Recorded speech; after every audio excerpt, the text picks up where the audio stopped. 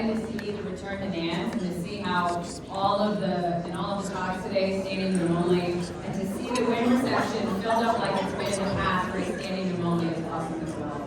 For those of you who don't know, I'm Karen Patel. I've been on the NANS board for several years. I am the treasurer for NANS and also the president of Women in Neuromodulation. And I am so happy to see not just a room full of many women, but a room full of many men as well in our field. From physicians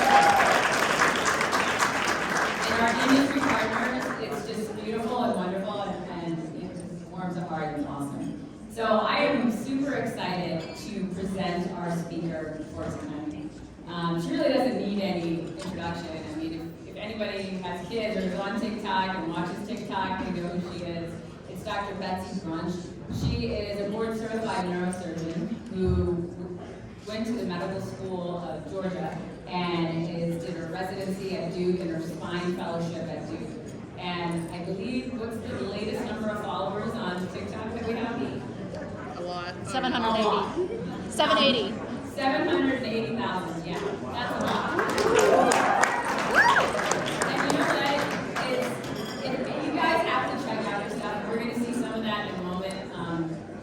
She's also, not only is she an amazing neurosurgeon and neuromodulator, spine surgeon and neuromodulator, she is a mother of 2 children and also a car, aficionado, right? I've asked her, advice about what car I should buy or what car I should buy. The reason that this talk tonight is really important, the focus of it is not just to highlight something amazing and cool that somebody's doing, but to highlight how valid, when we put information out there on social media, there's integrity to it. And how do we have integrity to healthcare and to accuracy in medical care, but also authenticity in terms of who you are as a practitioner and the things that are important to you. So without further ado, Dr. Betsy.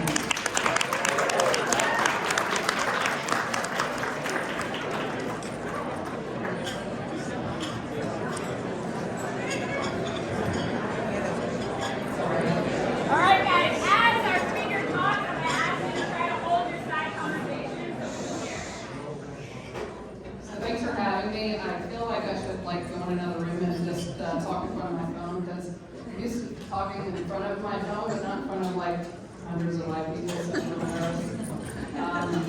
But anyway, I like Dr. Patel said, I'm a neurosurgeon. I've been in practice for 10 years. I live in Georgia, born and raised in Georgia. And so I'm here today just to kind of talk about my experience with my practice, myself, my development, and then growth on social media. So trying to keep this light. I know we've all heard lots of talks that are maybe not so interesting, so I hope I can keep that and fun. And if you have any questions, just interrupt me, because like I said, I just want this to be fun. So I do have some slides. I'm just going to try to talk about it a little bit, but Dr. Patel mentioned my background. I've been in practice for 10 years, so who am I? I'm a board-certified neurosurgeon trained at Duke. I've been in practice for 10 years, so I'm known as Dr. Brunch to many people, and that's how I've kind of formed myself over the years. But I'm also Betsy to many people, to my friends, to my husband, to my family, and mommy to 4, 2 kids and 2 dogs. But I'm Ladies Bondoc to many people. Surprisingly, something that's grown out of fun over the past year and a half, and I'll talk a little bit about that. So I'm just going to show some of my content, but kind of what I do. Many of you may not be on TikTok. It's kind of an interesting platform that I've grown to love over the years, but it's all about trends, and it's where the generation of social media is going. And I'm also on Instagram, YouTube, and some other platforms too. But it's really where I think our young minds are, and what they see on social media is what they feel like they could be. And so there's so much glamour and really unrealistic stuff on there. So this is just kind of one of my fun transition videos, and one of the ones I'm kind of known for. Audio main. And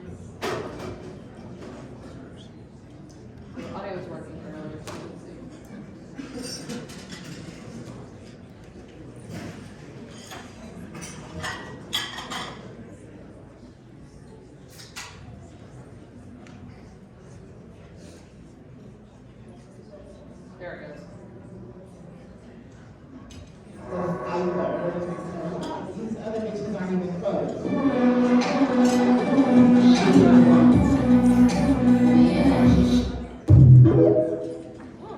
Sorry. So what is being authentic in medicine? What does that mean? And what does brand building mean? And it's kind of something I never really thought about before, but it's really trying to be, having a successful career, being successful in your personal life, and just being happy and being fulfilling, not only with what you do in practice or what you do with your family or friends, but really what we do to our next generation of healthcare providers and how we inspire wonderful people to come into healthcare.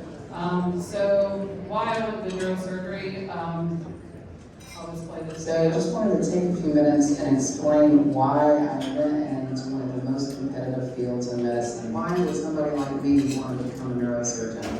It really comes down to me wanting to be just like my mom. She was beautiful and she was a badass. She was a female cop in the 90s, and I just thought that she was just the epitome of cool. She was in the honor guard, she was on the diet team, and then one day, just like that, in the middle of the night, everything changed.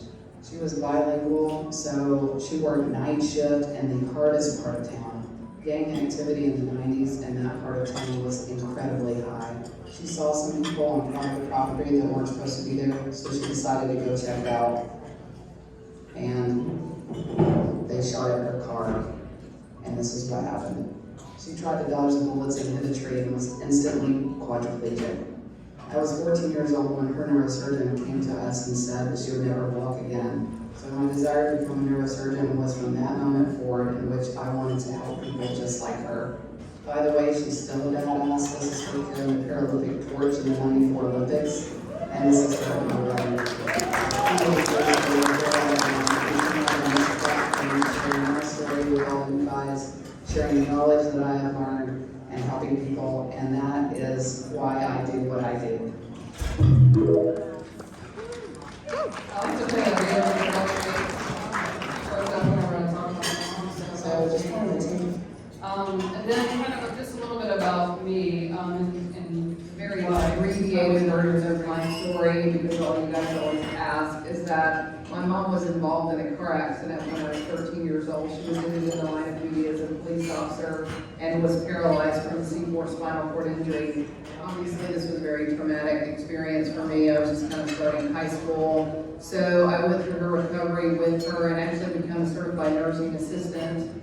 I did this to help learn how to take care of her, and went through high school wanting to really understand spinal cord injury and why this could happen to somebody, like why they would never be able to move again. So I became very interested in spine surgery and in spinal cord injury and trauma, and I decided I wanted to be a neurosurgeon, so I started shadowing her neurosurgeon. I then went on to college and obtained a 4-year Bachelor of Science degree in biology and pre-med, and it was accepted into medical school at that time in my state school. My mom unfortunately had some deterioration of her medical condition at that time, and so I took a year deferment and went on to be a triage assistant for another neurosurgeon in our town. I then learned a lot from that experience. My mom actually got a lot better. I went on to medical school and did 4 years of medical school in my state. I became very integrally involved in the neurosurgery department at my medical school and started obtaining a lot of good mentors that could guide me in the right direction. I did some papers on neurosurgery. I gained a lot of experience, had a lot of good mentors and sub-Is, and I went on to match in neurosurgery at Duke. Obviously, I was very blessed to match at such a renowned institution, and I learned a ton during my residency, who made me into the surgeon that I am today. I did an infolded spine fellowship and was looking for jobs, which I wanted to come back to the area in which I kind of started this whole process, which turned out to be the same practice in which my mom's surgeon worked at that I shadowed in high school, and then I was also a triage assistant for that surgeon that took in my 1-year deferment. So I took a job there doing private practice, in which I have been doing for 9 years. It is the hometown in which I grew up in. I actually work in the hospital in which I was born, and I serve the community in which I grew up. It was extremely rewarding. So the bottom line is that life comes full circle. You never know where you're going to end up. You never know which life events and life experiences will bring you to become the person who you are today. And I am just so lucky to have had all these experiences to lead me to where I am today. I love being on social media, so I can really kind of show my experience to all those future physicians out there, or anyone that thinks that they may want to do neurosurgery. I have no doctors in my family, and in fact, I was the first person in my family to graduate college. So I hope my voice reaches some of you guys out there to show you that you can indeed do whatever you want. So good luck.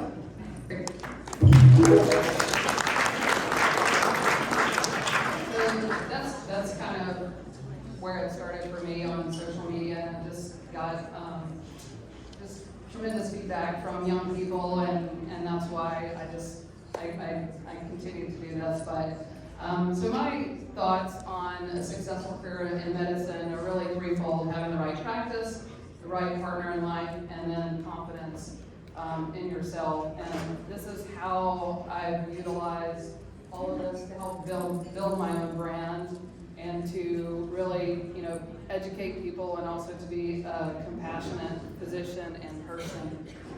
So, choosing a practice, I know there's some fellows in the room, it's so hard to know, and, I think that data is like, at least in neurosurgery, that 50% of people change their practice within the first 3 years, and you don't know what you're getting into. So it's, and not all of it is transparent either.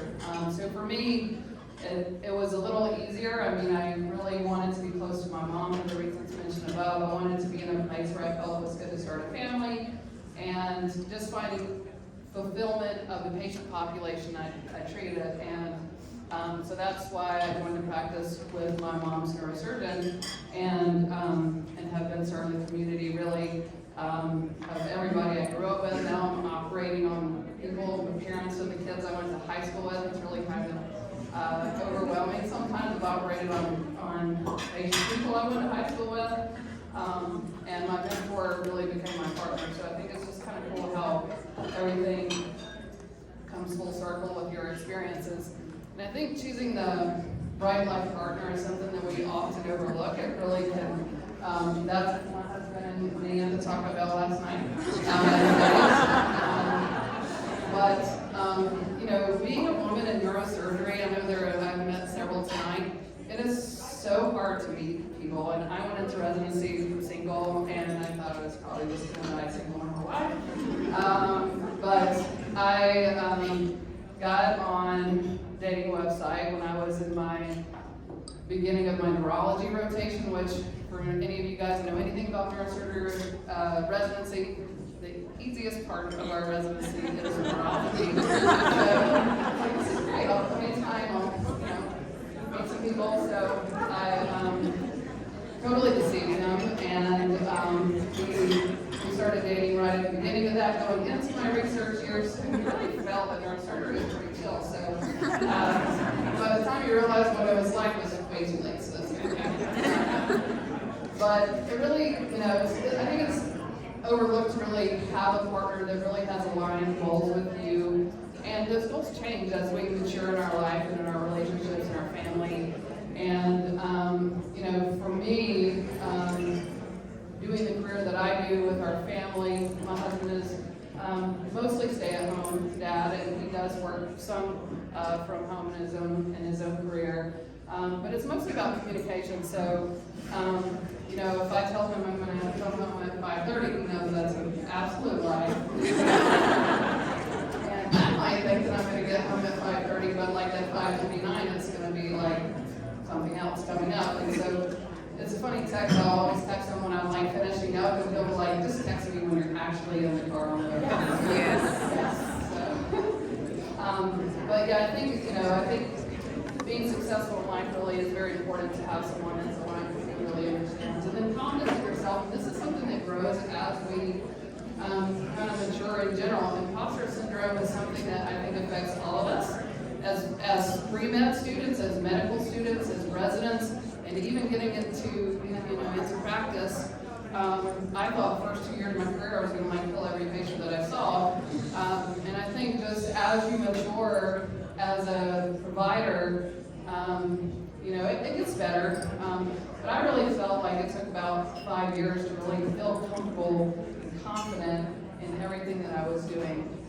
And that really comes along with everything, and having confidence is so important. And then having, faith in your training and your skill set, everything that you've learned over the years, all the support system that you have is so important. And then all that translates into building trust with patients, because when you talk to somebody who's not confident, if I don't display confidence to my patients, they're not going to trust me to do their surgery, and I wouldn't blame them. And so, that is just something that kind of grows with time. And really, I think being in the pain world, in neuromodulation and neurosurgery and spine and all that stuff, it's so easy to want to treat somebody before you actually talk to them or look at their images and think that you know what you're going to do, and then you go and talk to them and really see, like, okay, well, maybe this person really isn't the best candidate for a T10 pelvis. Maybe they really need like a spinal cord stimulator because of their lifestyle. It's not really going to be the best thing for them. So I think that's also confident to really talk to patients, because where I'm from, patients come as a second, third opinion, and they want to know who to trust, and they've got all these different opinions, and it can be hard. And even seeing a pain provider and come to see me, and getting different opinions across the board. So I think why she invited me is to talk about that. So why did I start using social media? How many of you guys, raise your hand if you have a smartphone and look at social media like once a week? So almost everybody. And then every day, everybody. Yeah. So we all look at it. We all look at our phones. We all look at Facebook. We all look at Instagram for most people. And do any of you post on it? And I would think that the large majority of you don't, and it's because we don't feel confident to do that, or we feel like, we might be judged, and or maybe don't feel like, we're not going to get the right information out there. So you're looking at everybody else's stuff, but who's looking at what we're doing? And I think that that's really something to kind of keep in mind. And I mean, honestly, I've been on social media forever, and I have my professional Instagram account for years. I never really knew what to put on there, and I've always been told, there was even an article in Becker's a couple weeks ago about basically discouraging medical providers from using social media. And we get mixed off. When use it, don't use it. Well, I don't know, so I'm just not going to. I don't want to use my real name because I don't want patients to find me. And, I think you just have to kind of ask, well, why not? Or what is the limitations I'm saying? And so, really, how I started using it is, I just wanted to kind of break the stereotype. If you think of the traditional neurosurgeon, you certainly probably don't think of someone like me. So, there are many people like me in the field, and I think it's important that people see that, and our younger generation sees that. So, a young girl who's out there and, has no money, or family doesn't have money, no one's been to college, they can do it, and they need to see people that's done it. When I was a pre-med, I didn't know any female physicians, much less a neurosurgeon. We didn't have social media, so I couldn't get on there and try to find somebody to be inspired by. So I just kind of find that it's just a unique space for us to be in. And just to share my personality, share my journey with others, some of the stuff that I just showed you. And also for education, I think that even in medicine, neuroscience is so confusing. How many of you guys have a patient that was told something completely wrong about their back, and they come to see you and like, what? So it's the same thing. Everybody has back pain. Most people have spine issues in their life, and it's just so confusing. So I use it as kind of a way to break down what is a very common problem so what people can really understand. And it's kind of cool. I've had people, even medical providers, mention me like, hey, I watched one of your videos. I just wanted you to know that I diagnosed a patient with this the other day with ER, and I just wanted to thank you because I've never heard of that before. Or I've even had someone the other day, I did a video on heat and pad rash, and this woman messaged me. She said, no one's known about this rash that I've had, and this is exactly what I have. And I just wanted to say thank you because I didn't know what was going on. So that kind of stuff is really very rewarding. So I'm a little embarrassed to share this video, but I'm going to anyway. So I started using TikTok. My husband used TikTok a lot, it just irritated me. Right there in bed all freaking night, playing stupid videos. And then the pandemic hit, and me and my PA were sitting on our hands, and we had nothing to do because no patients were coming in the office. And so we're like, all right, well, let's just make a TikTok video this weekend. So we made a video about telehealth, I think it was, and the utility of telehealth. And then I went home that night, and I'm like, all right, I'm gonna do this like super real on Instagram, and then I loaded it into TikTok. And this was on September 9th, 2021, so not that long ago. And to my credit, the audio is off, so I'm really not this bad of a dancer. But there it is anyway.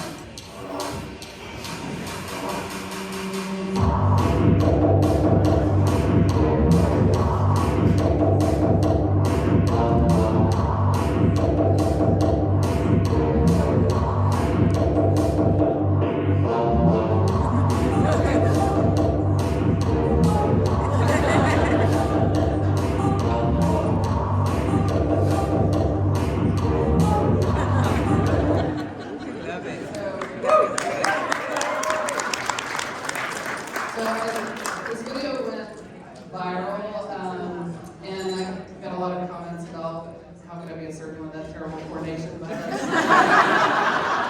probably the likely reason that I went viral, I'm not sure, but I think and it was a terrible angle, and I didn't have makeup on it. So anyway, I was a little, I was just like overwhelmed by the response I got from like female physicians. We hear this shit all the time, you know, you're the doctor, or she's the nurse in the room. So all this kind of stuff. I just had a lot of feedback from it. So I was like, all right, well, I'm up for a challenge.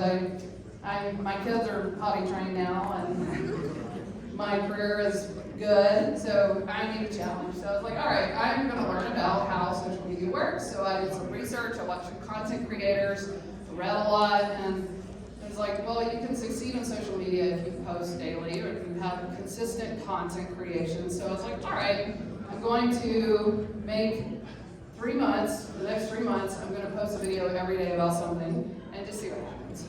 So I did that, and within 3 months I had 200,000 followers. And I was just like, from 2, and I was like, oh. So then fast forward like to now, which is only like a little over almost a year and a half, and I'm overwhelmed. 781,000 followers on TikTok, 120 on Instagram and Facebook, and then I just started YouTube a few months ago to kind of really categorize my content because all these platforms are hard to organize, and just gaining traction there, and it's just really fun. It's cool, and then it's also extremely overwhelming as a full-time neurosurgeon and mom as well.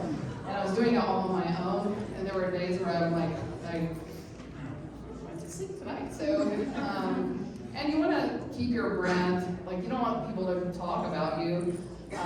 So you want to make sure that you're streamlining the comments, and you have to contain it. And if any of you guys have been on social media, people behind a keyboard are worse than patients in pain.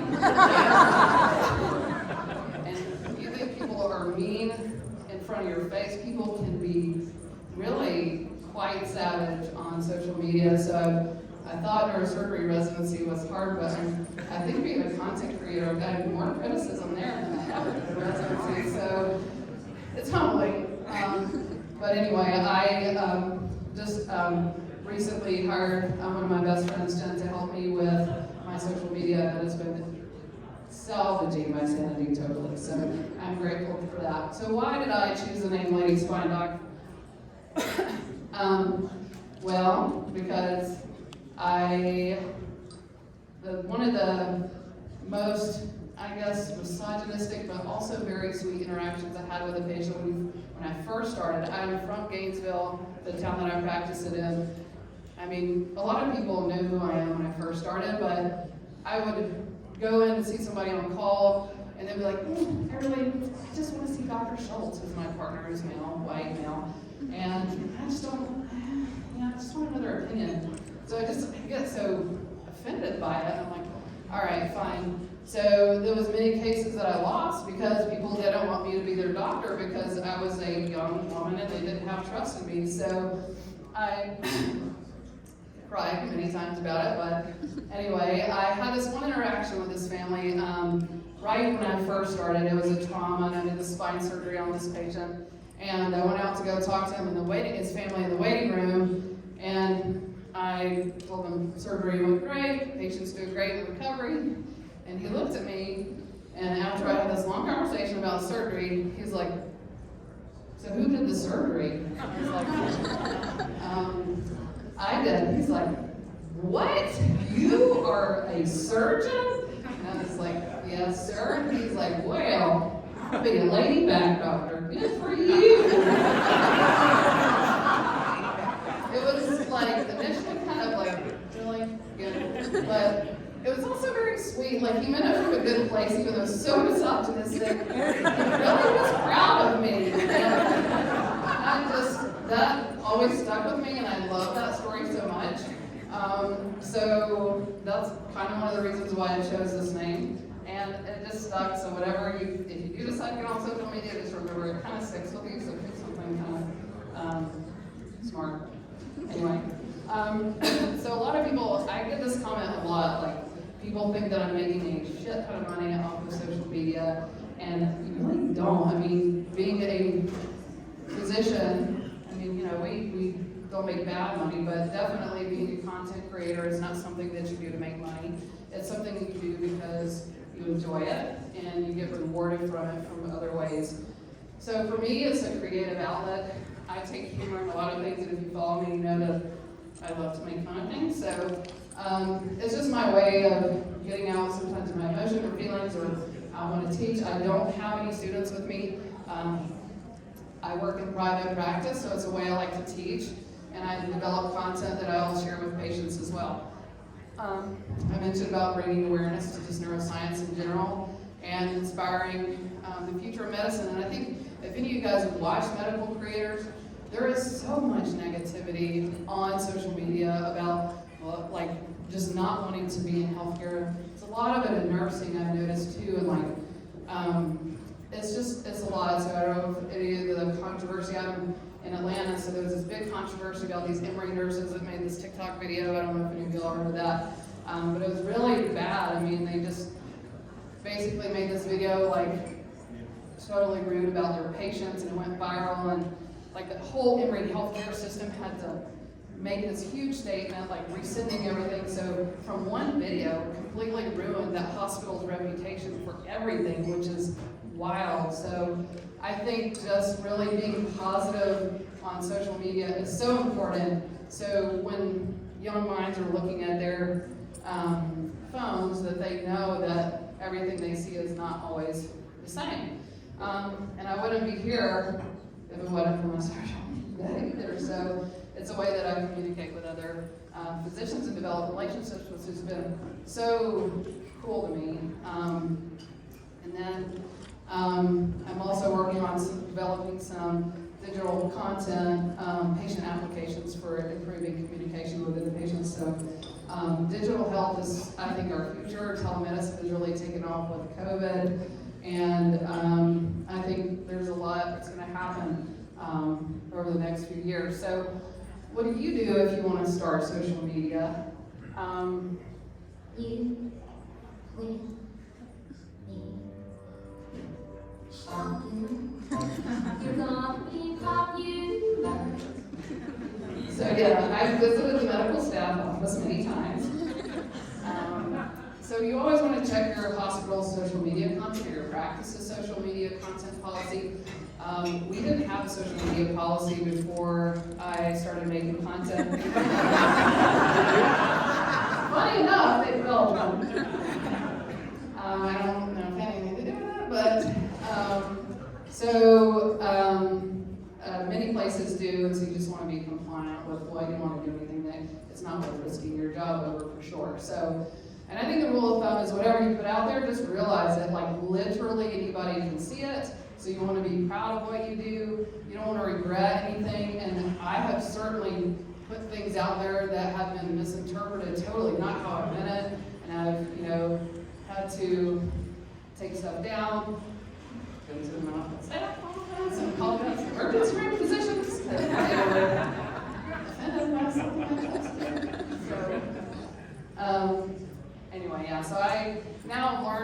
try to look at my stuff from all different types of angles, but I'm still humble when it comes. So, being consistent is very important, and it's super time consuming. I mean, we all have busy lives, so I'm certainly not encouraging everybody to do what I do, but it is important to be successful and to grow on social media, to be a consistent poster.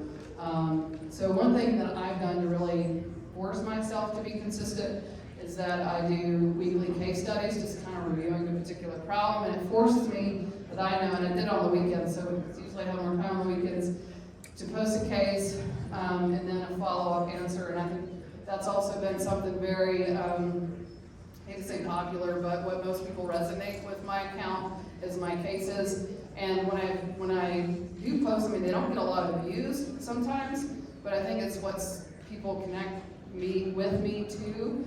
And anyway, so here's an example of what I would post on a So what are Sunday. we looking at?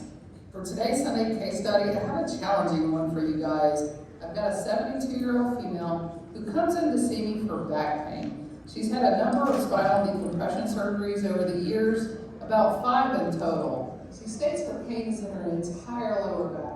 It hurts throughout the lumbar spine, and it's there all the time. It's when she washes dishes, it gets worse. When she cleans the house, and she just wants a quality of life back. Here are the x-rays of her lower back that were done in my office. She's had so much conservative treatment over the years. She's had physical therapy, injections, chiropractic management, medications, and nothing seems to work. She says she really doesn't want any more surgery on her low back. And in addition to that, she's a diabetic, and her T-score, which is her bone density, shows that she has osteoporosis. Her MRI isn't really that helpful. It just shows a lot of degenerative changes throughout her lumbar spine. So is there anything else at this point I can offer this patient to help alleviate her axial lower back pain? Leave your thoughts below, and I'm going to go through the whole case tomorrow and explain to you what I think that we can offer this patient to help give her some quality of life. So that's kind of how I structure. On Sundays, I'll do like a presentation. I really learn from cases. I learn from patients, so that's just the way my brain thinks and why I chose to do it this way. Obviously, all this information is HIPAA compliant.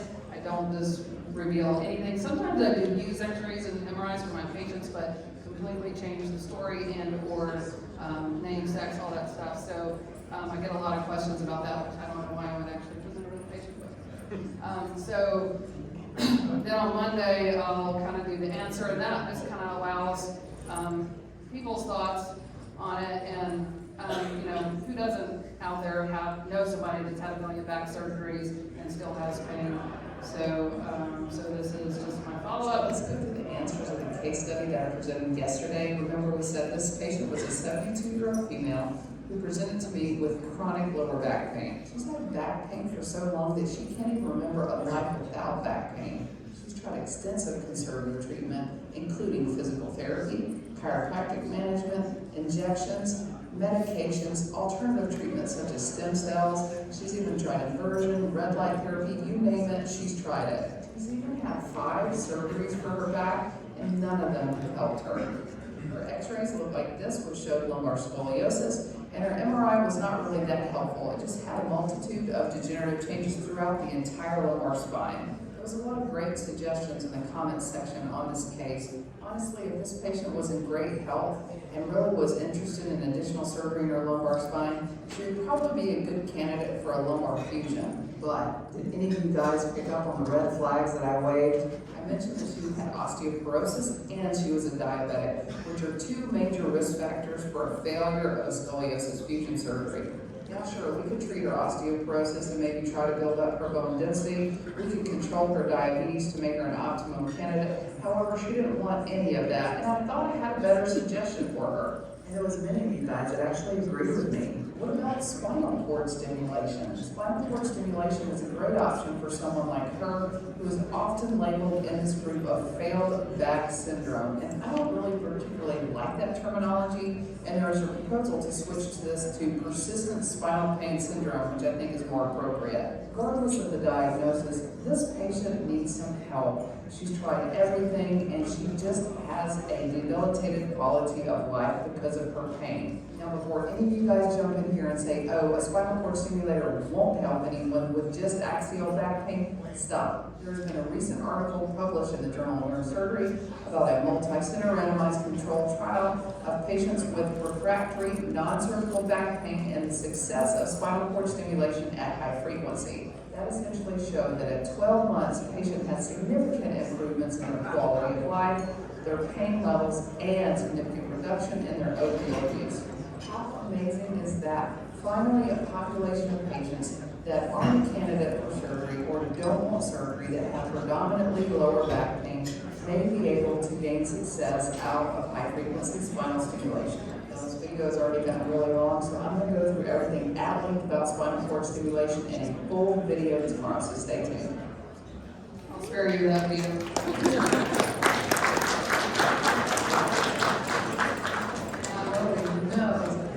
So that's one thing that I utilized. It really generated a lot of comments about spinal cord stimulation because, you know, I think a lot of it has a bad name because technology has certainly changed, and it generated a lot of discussions, at least with patients, even with me, that watch my stuff about my candidate. And then another suggestion that I have is really to be relevant. I think as a medical provider, a lot of people look up to you for your opinion on things.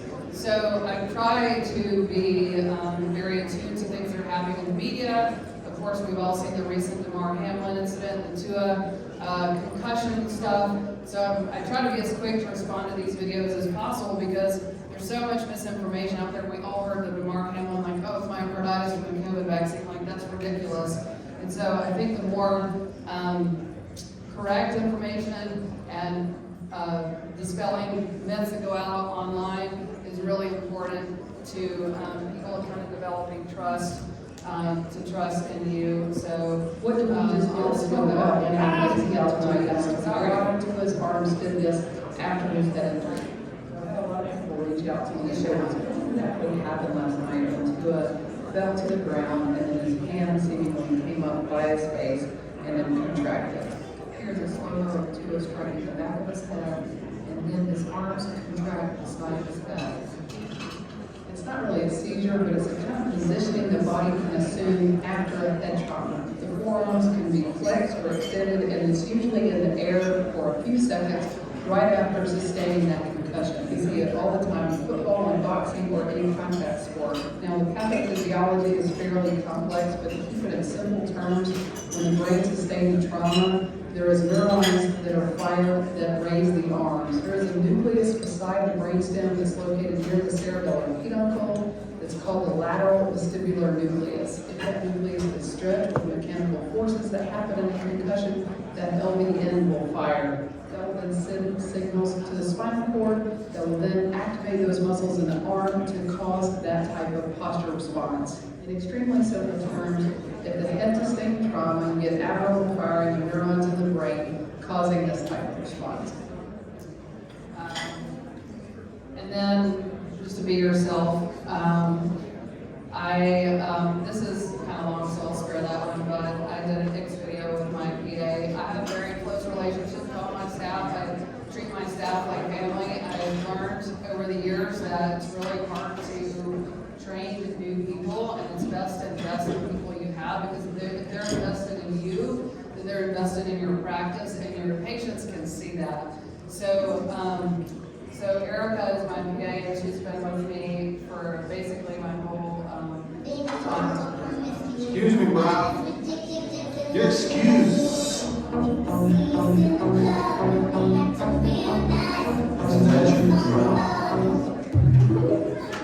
So we like to do fun videos, and then I think someone mentioned that. There we go. And then I also just like to share my family life. I think it's important being a female. A lot of medical students ask, well, how am I going to be a mom and be a neurosurgeon, or how am I going to be a mom and be a physician? And I'm never going to spend time with my kids. So I also try to share a lot of content about my family and really expressing my family life. My kids kind of like it too. My son is in karate, 7. My kids are 7 and 4. And he said, Mom, are you on TikTok? And I'm like, yes. He's like, one of the kids at karate told me that he's mom's TikTok. It's kind of funny. But here's.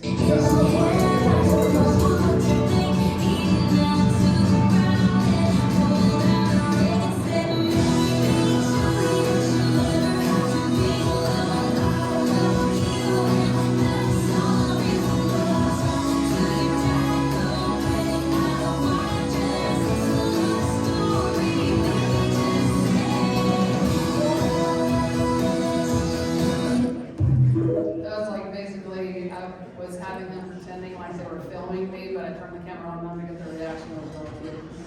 And then this one's fun. Yeah, somebody, everybody scream. There's squirrels in my pants. That girl's got some serious squirrels in her pants. There's squirrels in my pants. My daughter really liked that. She's obsessed with pants and butts and boobs. She really liked that one. So, I mean, just in conclusion, I appreciate you guys listening to me ramble, but I think just being successful in life and your career is just being you and being comfortable with yourself and being happy, whether or not that's, in your practice or in your family life or on social media. If you choose to do that, there's only one person like you, and you have to feel comfortable with yourself before you do anything else. This is my car video. I love cars.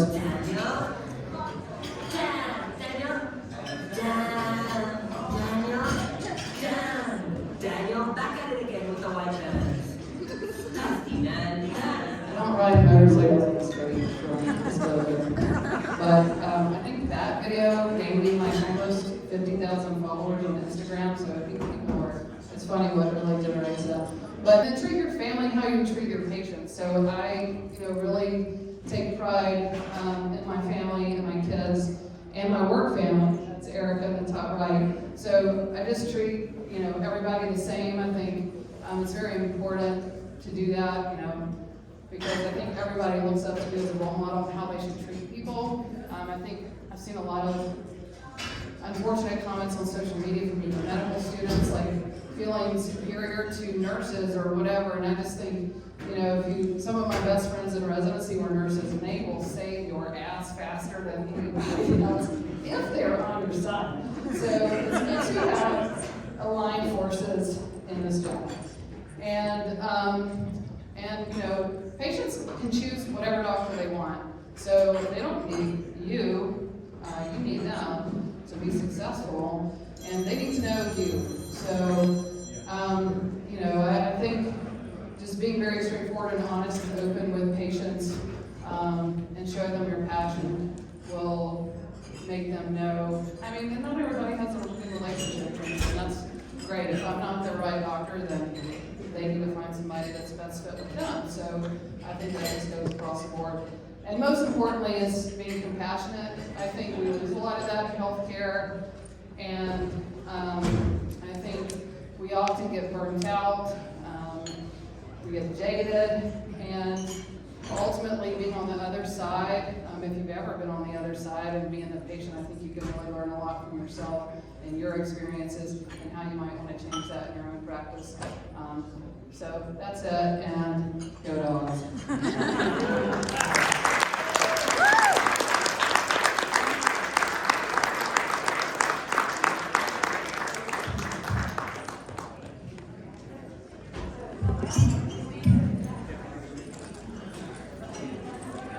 Dr. Grant, thank you so much. That was amazing. Thank you. And thank you all for coming.